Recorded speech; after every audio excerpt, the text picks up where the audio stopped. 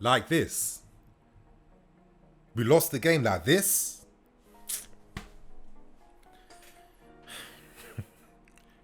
Like, the frustration behind defeats like this is that it does feel a bit typical at times because, again, it's another self-inflicted defeat.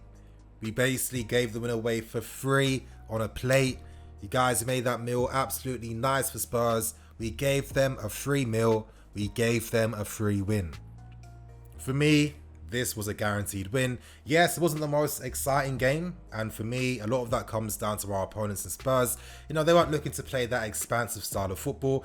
This was the Mourinho performance. They looked to play a game of intense, defensive, resolute, pragmatic style of football, which they came out on top because we gave the win to them. Now, you know, games like this, like right after a game, the fan side of me is just like wants to moan, complain, you know, blame this person, that player, this moment, etc., etc. And yeah, at times some of it can be in hindsight, but you know, for me, a small part of me still understands that this is a process. We have a squad full of players under the age of 24 years old. It's normal. It's standards. We've all been watching football for years. You know, let's look at players when they reach their final levels compared to how they start off.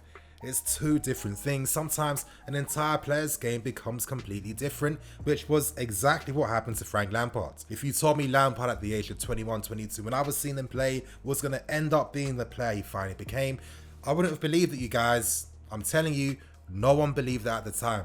So for me, this isn't an opportunity to, you know, start the hate brigades, to start, you know, bringing down the confidence of players who are naturally feeling upset, losing a London derby, getting knocked out this early, right at the start of the season against Spurs. You know, these guys aren't happy, they're fuming. So let's not add to that. Let's not go on social saying, Mason, you're crap, get out, or Lampard, you're terrible, get out too. It's not productive. But at the same time, this doesn't mean that we can't vent our frustration. We can critique moments, we can critique players.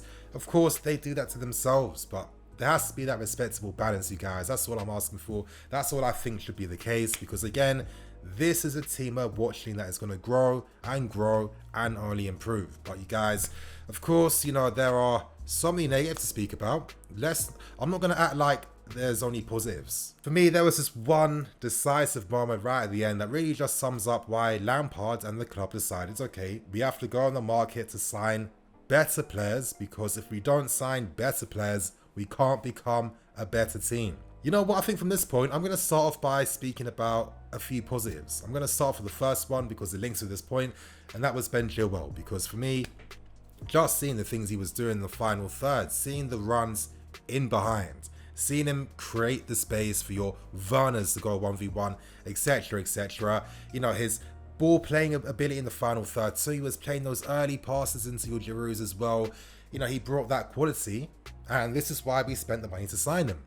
What's absolutely crazy is that he's not even fully fit, of course, only playing 60 minutes, and he still needs a bit more time to get back to his full level. But I have to speak about this because I'm still very angry.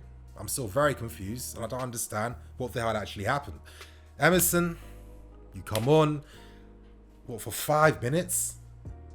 Where's the intensity? Where's the concentration?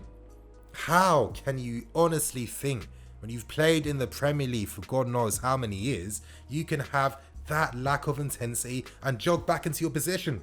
You have to get back in line with your defensive line. That's what you do, and if you had done that, then Lamela doesn't score. This wasn't a game where both teams were going to have 15 shots on target or nothing crazy like that. This was one of them dogged games where that little bit of extra quality is what you needed to take you over the line. We got that quality with an excellent finish from Timo Werner, and that was let down because Emerson made an incredibly basic mistake, a terrible, lazy mistake. And, you know, Lampard's in a situation where, and, you know, I've said this for a while, I've always felt like we need to get two fullbacks. You know, Emerson is typical, you know, one decent game, next game, back to being mediocre. You can't build a team with players like this. When you looked at your Liverpool, you looked at your Man Cities, all your big teams, your serious teams, they phase out players like this. It's that simple.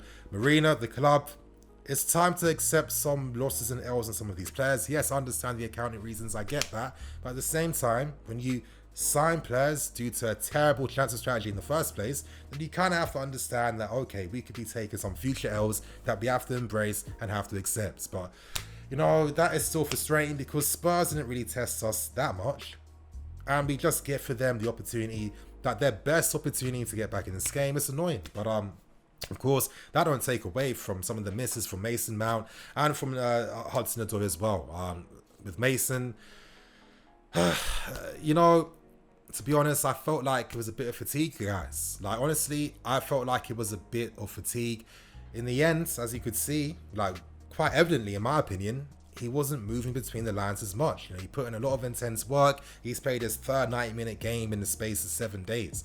I understand maybe Lampard's thinking, you know, games like this intensity, this amount of games is going to help some of these guys get back to full match conditioning, which is something that, you know, you'd normally get during pre-season. But, you know, I feel like maybe that was why Mason was so laboured, that lack of concentration, and that's why he played a terrible pass to Werner.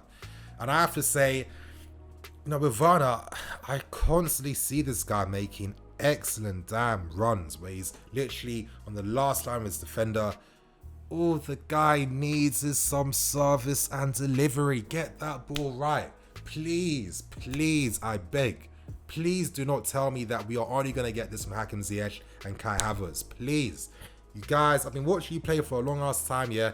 You have that quality, but moments like this, regardless of the fatigue, you need to have them football instincts kicking in and taking over. So that was very disappointing. And of course, the second miss with Hudson-Odoi as well. You know, it's weird. You know, I've seen Callum's finishing at youth level. Of course, it's an absolutely different thing to the adults game. Yeah, I'm not dumb, of course. But I'm just hoping of a guy with his ability. You know, he's going to have tapped into that mentality he needs to have that composure when he's in front of goal. I felt like if he had maybe used a little finesse shot in the bottom right corner, something could have happened, things could have worked in our favour.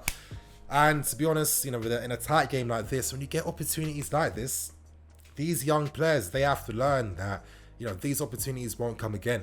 You have to take them, you have to take responsibility in those moments too. And, you know, for me, you guys know, I've made it very clear, I'm someone that thinks long term. I know what the plan is, what the vision is, and I know we are going to get there. But it's only natural that you're going to get these types of games where the frustration kicks in. And, you know, to be honest, sometimes you need them to get the players back and firing again, get them fully on point. But to be honest, you guys, you know, when you don't have a proper pre-season, what are you expecting? In the Premier League right now, we're seeing teams concede goals left, right and centre. The amount of pens we're seeing in the same damn game, I think that really sums up maybe the struggles that every team are kind of facing as well. So on top of the fatigue, you know, I can see how mistakes can creep in, you know, mistakes that you'd like to still think, you know, players at this level playing for us won't be making them sloppy errors. So, you know, I can't take away that frustration, you guys. I'm still annoyed by that because for me, they should have still been put away. But it is what it is. We have to learn from it, you guys. And of course, before I move on, one big positive today was the debut of Mendy. Now, Lampard hinted that he might be playing today, and I have to say this was a good debut. Now, to get the one negative out of the way, I mean, what was my guy doing for the penalties? I mean, they were going down the left every single time, and the one time you weren't supposed to go down the left, the one time you weren't supposed to go, when we all knew don't go, it's going to go the opposite sides.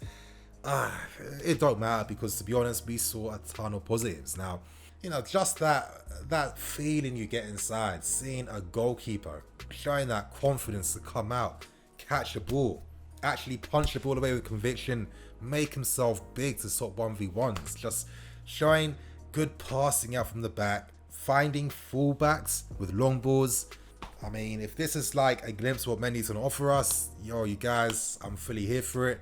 And what's going to be interesting too is, I wonder how teams are going to like adapt their set piece tactics. Because if you know Mendy is 6'6", amazing in the air, catches balls like glue, then you can't hit those balls in the 6-yard box because Mendy's going to eat them up. So that's what I'm personally excited for. This was a very promising, very good debut. And to be honest, I thought he was excellent. So We now continue on. This game was honestly such a 50-50 game. Now, an issue I've had with this team for a while is that we still don't look like an excellent team over 90 minutes. Of course, that's hard to do in the Premier League. You know, this is a very difficult league with the money. The amount of ridiculous great managers in one league, it's not like this anywhere else in Europe. And of course, the quality players that most of these clubs do have as well. But I don't know, you guys. I understand that, but I like to see some progress. At the same time, I look back at games, I analyze, how do we mess up opportunities like this? How do we not take full advantage? And I think the one thing that constantly pops up every single time is an individual mistake that leads to us conceding a goal. It's crazy. It's absolutely crazy. But the only way to minimize mistakes like this, to be honest, is you have to become an entirely different team. You have to be a team that plays with lower blocks, a team that focuses on defensive positioning, that spends hours and hours and hours and hours of training on defensive positioning, defensive drills, etc., etc. We had that in guys like your Mourinho's, your Sarri's, and your Conte's as well. And afterwards, when those managers left, you could hear the criticisms about it being boring, players not enjoying it. We want to see exciting football.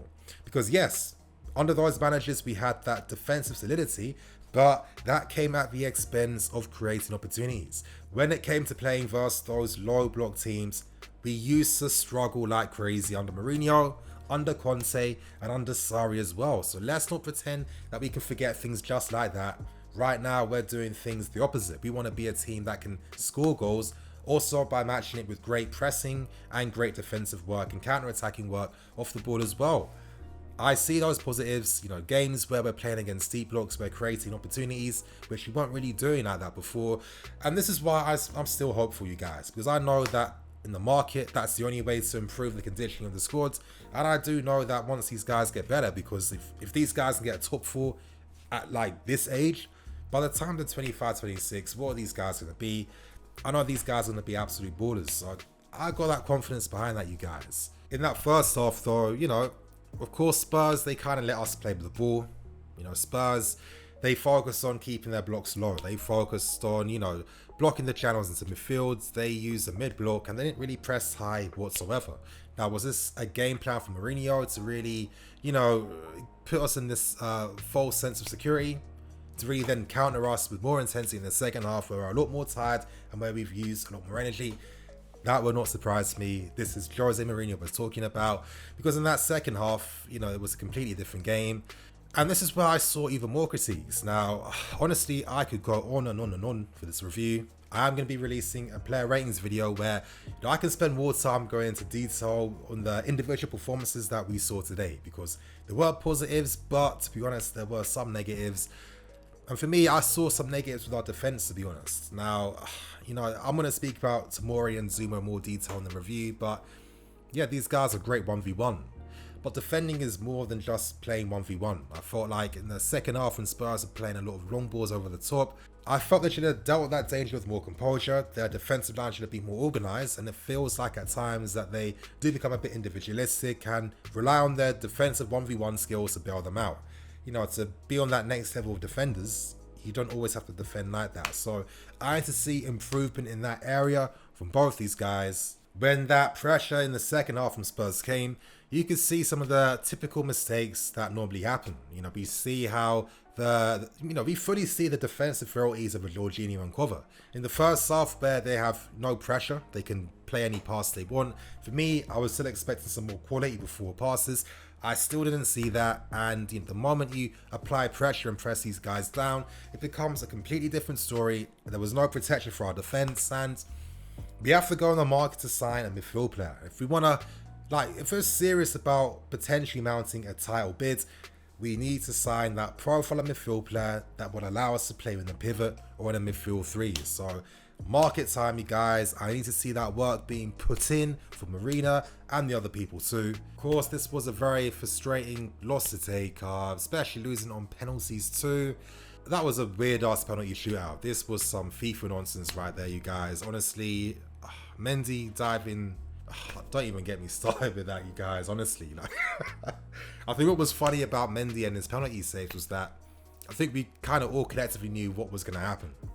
Of course it did. Of course it did. You know, it's got me a few times on FIFA too, but damn, it's annoying losing to Spurs like this when we had the game in the bag. Anyway, you guys, I'm gonna wrap things up now. I got a player ratings video to make. Hope you guys, and you know what, it's not about enjoying, it's about us hearing thoughts and opinions and a review, to be honest. Let's keep it real.